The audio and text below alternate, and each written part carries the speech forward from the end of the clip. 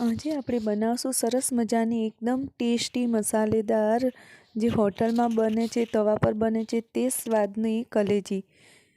આ કલેજી તમે મહારાષ્ટ્ર બનાવેલી રીત મુજબ બનાવશો તો એકદમ ટેસ્ટી અને મસાલેદાર બનશે. તો આપણે તેની તૈયારી કરી લઈએ કેવી રીતે બનાવી છે. ચલો, સૌથી પહેલાં તો આપણે એને વોશ કરવી પડશે અને સારી રીતે વોશ કરવી જરૂરી છે. તો સૌથી પહેલાં આપણે અહીંયા 400 ગ્રામ કલેજી લીધી છે, એને મેં નાના નાના પીસ કરી લીધા. એના અંદર આપણે 1 ચમચી વિનેગર નાખવાનું છે, જે આપણે ચાઇનીઝ આઇટમોમાં જે વિનેગર યુઝ કરીએ છીએ તે જ વિનેગર છે, વ્હાઇટ વિનેગર 1 ચમચી નાખવાનું છે. અને પછી એ પાણી આપણે ઢોરીને ફરીથી એકવાર વોશ કરી લેશું. તો જો એનું બધું જ લોહી અને એનો કચરો નીકળી ગયો છે અને એકદમ સાફ થઈ ગઈ છે આપણી કલેજી. તો ઇઝીલી આ રીતે આ ટ્રીકથી તમે ધોશો તો ઇઝીલી સાફ થઈ જશે. હવે આપણે નિતારી લેશું. હવે એક પ્રેશર કુકરની અંદર આપણે આ બધી જ કલેજી નાખી દેવાની છે. હવે આપણે એની અંદર એક મીડિયમ સાઇઝની સમારેલી ડુંગળી આપણે નાખી દઈશું. આ રીતે આપણે કરવાની. અડધી ચમચી જેટલી આપણે આદુ લસણની પેસ્ટ નાખવાની છે. આપણે પહેલાં એને બાફવી જરૂરી છે, એટલે બાફવામાં આપણે આ બધી વસ્તુ એડ કરવાની. અને અડધીથી 1 ચમચી જેટલું આપણે અહીંયા મીઠું એડ કરવાનું છે. આની અંદર કોઈ આપણે આખો ગરમ મસાલો નથી નાખવાનો અત્યારે. હવે આપણે 1 થી 1.5 ગ્લાસ જેટલું પાણી નાખીને આપણે એને બાફવાની છે. અને તરત આપણે આપણું કુકરનું ઢાંકણ બંધ નથી કરવાનું, નહીં તો ઉભરાશે. એટલે આ રીતે એકદમ ઉભરો આવે પછી થોડુંક તેલ નાખી ઉભરો થોડો બેસે પછી આપણે ઢાંકણ બંધ કરશું. એટલે આપણે કલેજી સરસ મજાની અને 3-4 સીટીઓ વાગે પછી થોડો ધીમો ગેસ કરીને થોડીવાર કૂક થવા દેશું તો આપણી કલેજી એકદમ સરસ મજાની કૂક થઈ જશે, એકદમ સોફ્ટ. હવે આપણે નાખશું 4 થી 5 પરી તેલ. આપણે બફાય ત્યાં સુધી આપણે બીજો મસાલો તૈયાર કરી લઈએ. તો આપણે અહીંયા જોઈશે 4 થી 5 પરી તેલ. તેલ ગરમ થઈ જાય પછી આપણે આ રીતે ડુંગળીને 4 મીડિયમ સાઇઝની ડુંગળી લીધી છે, તેને આ રીતે આપણે ઝીણી કટરિયામાં મેં સમારી લીધી છે, એકદમ ઝીણી ઝીણી. આ રીતે હવે આપણે સાંતળી લેવાની છે ડુંગળીને. આપણે જીરું પણ એડ નથી કરવાનું અહીંયા વઘારમાં, ડાયરેક્ટ ડુંગળી જ નાખવાની છે તેલ ગરમ કરીને. હવે આપણે એની અંદર થોડું મીઠું નાખી દઈશું એટલે આપણી ડુંગળી કૂક પણ જલ્દી થઈ જશે અને બ્રાઉન કલર તરત પકડાશે. હવે આપણે અહીંયા 5 થી 6 લીલા મરચાં લઈ લેશું. એને આપણે નાના કાપી લેશું. ને 1 મીડિયમ સાઇઝનું ટામેટું લેવાનું છે આપણે.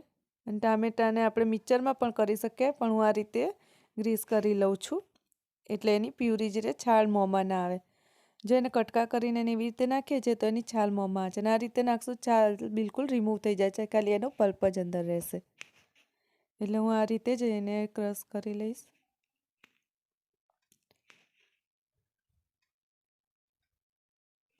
આપણી એક ટામેટાની પ્યુરીને આપણી રીતે લીલા મરચાં આપણે કાપી લેવાના. આપણી ડુંગળી પણ સરસ મજાની ગોલ્ડન બ્રાઉન થઈ ગઈ છે. હવે એકદમ ગોલ્ડન બ્રાઉન થાય પછી જ આપણે નાખવાની છે, અધકચરી ના રહેવી જોઈએ, નહીંતર એનો સ્વાદ અને ટેસ્ટ નહીં આવે અને બળી પણ ના જવી જોઈએ. આ સ્ટેજ પર આવે ત્યાં સુધી આપણે સાંતળવાની છે. હવે એની અંદર આપણે લીલા મરચાં અને જે આપણે ટામેટાની પ્યુરી કરી હતી એ નાખવાની. અને અડધી ચમચી આદુ લસણની પેસ્ટ, અડધી ચમચી આપણે બાફવામાં નાખી છે અને અડધી ચમચી આની અંદર નાખવાની છે આપણે.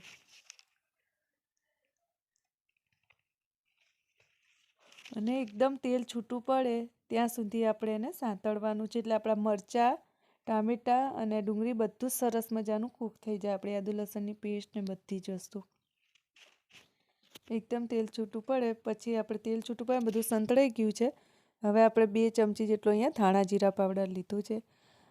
1/2 ટીસ્પૂન આપણે અહીંયા જે એકદમ નાની ચમચી છે એ જે મસાલામાં આપણે યુઝ કરીએ છીએ હળદર.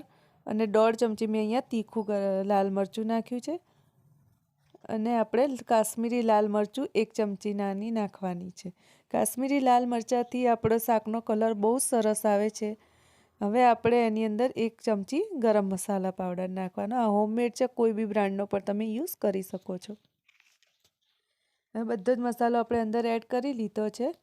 હવે આ રીતે આપણે હલાવી લેશું અને આ મસાલો પરફેક્ટ સંતળાવો જરૂરી છે.